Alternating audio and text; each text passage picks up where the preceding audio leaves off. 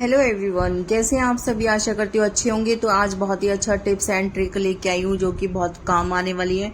ऐसे क्या होता है कि हम जब भी खाना ऑर्डर करते हैं तो इस तरीके के कुछ टिफिन आ जाते हैं और ये फिर डस्टबिन में फेंकते, तो इसका कोई फायदा नहीं होता। और कूड़े कबाड़े से भी आप बहुत सारी चीजें ऐसी ऑर्गेनाइज कर सकते हैं जो कि आपका घर और किचन बिल्कुल ऑर्गेनाइज रहेगा। तो आज ऐसे ही कुछ ऑर्गेनाइजर मैं बना रही हूँ। तो मैंने एक टिफिन ले लिया, इसमें मैंने फोक की मदद से या कील की मदद से आप इसे गर्म करके खूब सारे इसमें छेद कर लें। और इसका मैं क्या बना रही हूँ वो आपने देख ही लिया था शुरुआत में। तो मैंने आपको दिखाया था कि साबुन जब भी हम बर्तन धोने का रखते जाए, घड़ी साबुन हो या कोई भी साबुन हो हाथ वॉश वगैरह करने का, तो ये बहुत ज़्यादा पिघल जाता है क्योंकि इसमें पानी गिरता रहता है। तो ये बहुत ज़्यादा ही गल के खराब हो जाता है। तो इससे हमारे बहुत सारे पैसों का नुकसान भी होता है क्योंकि साबुन गल रहा है तो फेंका जाता है। तो इस तरीके का ऑर्गेनाइजर आप यूज़ कर सकते हैं बना के घर पे।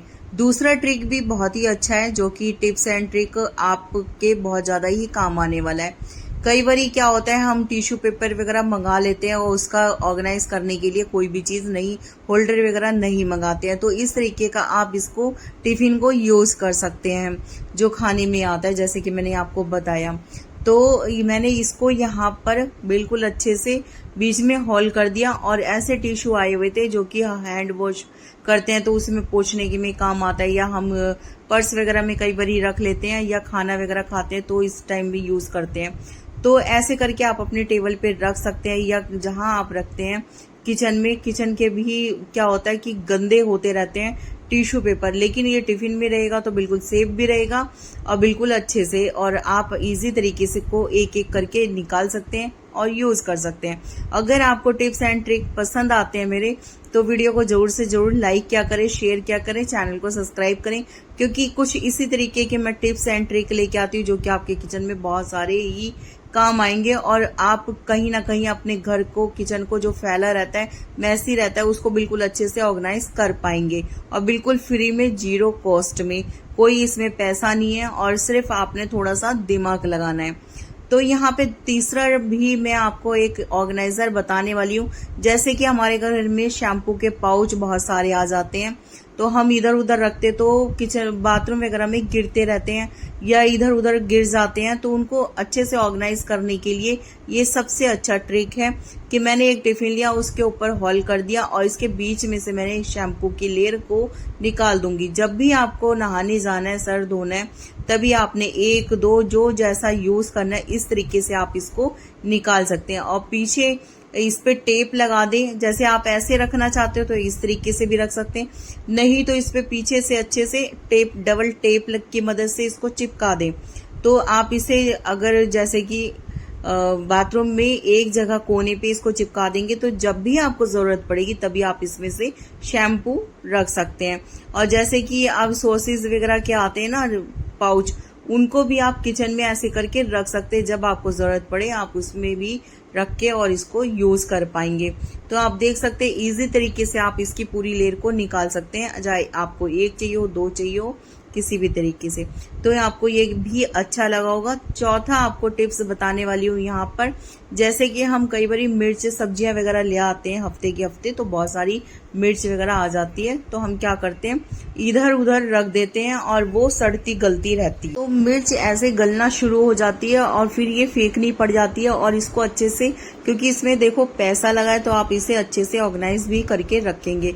तो फ्रिज में ऐसे ना करके रखें, पन्नी में करके ना रखें।